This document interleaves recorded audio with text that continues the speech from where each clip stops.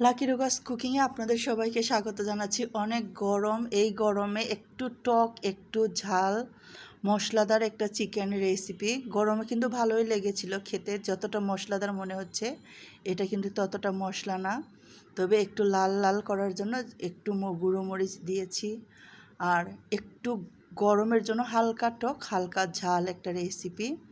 তো রেসিপিটি করার জন্য এখানে আমি চিকেন নিয়েছি, এখানে চামড়া সহ চিকেনটাই আমি নিয়েছি।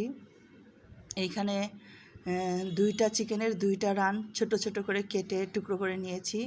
ওপর থেকে আমি লবণ দিয়ে দিয়েছি, ধনে গুঁড়ো 1 চা চামচ, জিরে গুঁড়ো 1 চা চামচ, গরম মশলার গুঁড়ো 1 চা চামচ, আর গুঁড়ো দুধ আমি দিয়ে দিলাম 1 টেবিল চামচ। সরিষার তেলটাও আমি প্রায় 1 টেবিল চামচের মতো দিয়ে দিলাম। আর ভিনেগার আমি এখানে 2 টেবিল চামচ দিয়ে দিলাম। এইটাতে 2 টেবিল চামচে এটা হালকা হালকা একটু টক লাগবে, মাংসটা একটু নরম হবে, খেতে ভালো লাগে গরমে।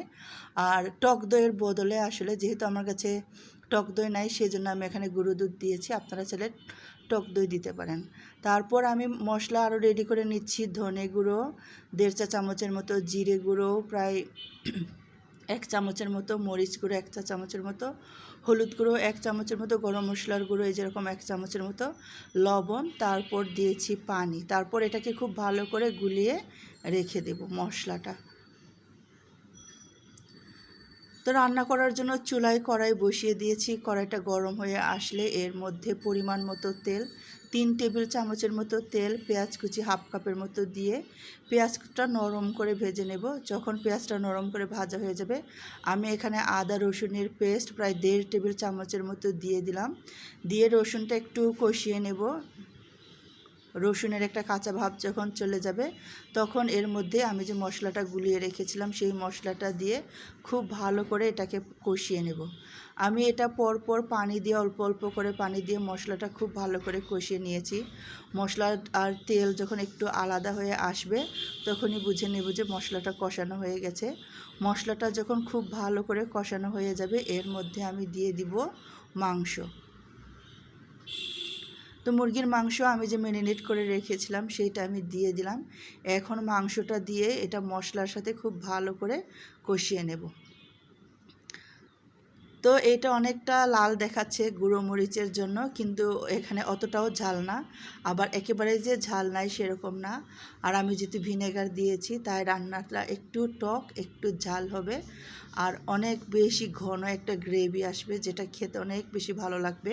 যেমন সবসময় যদি আমরা হালকা পাতলা খেয়ে থাকি, মাঝে মাঝে যদি এরকম একটু লাল লাল ঝাল করে রান্না করি, খেতে কিন্তু ভালোই লাগে। গরমে এই যে টক ভাবটা না অনেক বেশি ভালো লাগে।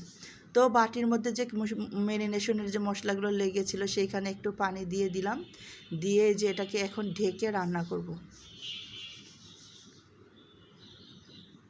মাংসটা একটু নরম করব, নরম করে রান্না করব। একটু নরম করে খেলে কিন্তু ভালোই লাগে।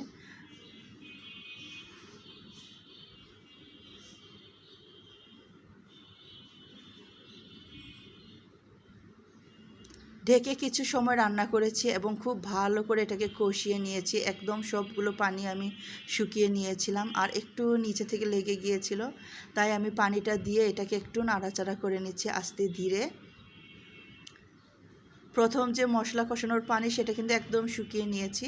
এখন একটু পানি দিয়েছি, ফুটানো পানি এখানে ব্যবহার করেছি, যেহেতু এটা আর খুব বেশি রান্না করা লাগবে না। তারপর উপর থেকে কয়েকটা কাঁচামরিচ দিয়ে দিব। কয়েকটা কাঁচামরিচ দিয়ে এটাকে অল্প মিডিয়াম আঁচে এটাকে রান্না করে রাখবো। বেশ কিছুক্ষণ রান্না করলেই এটা কিন্তু নামিয়ে নেওয়া যাবে। তো আমার এই রান্নাটি কিন্তু খেতে অনেক বেশি ভালো হয়েছিল। সব সময় হয়তো একই রকম করে খেতে ভালো লাগে না, মাঝে মাঝে একটু অন্যরকম করে খেলে ভালোই লাগে। গরমে একটু টক করে রান্না করেছি, এটা ভিনেগারের জন্য টক ভাবটা এসেছে। আপনারা চাইলে লেবু দিতে পারেন, টক দই দিতে পারেন। তো আমি আমার বাসায় যে মশলা ছিল সেইগুলো ব্যবহার করে রান্না করেছি, সবারই খুব পছন্দ হয়েছিল। এতক্ষণ সাথে থাকার জন্য আপনাদের সবাইকে ধন্যবাদ জানাচ্ছি। অবশ্যই লাইক কমেন্টস শেয়ার করে রাখবেন। সবাইকে ধন্যবাদ।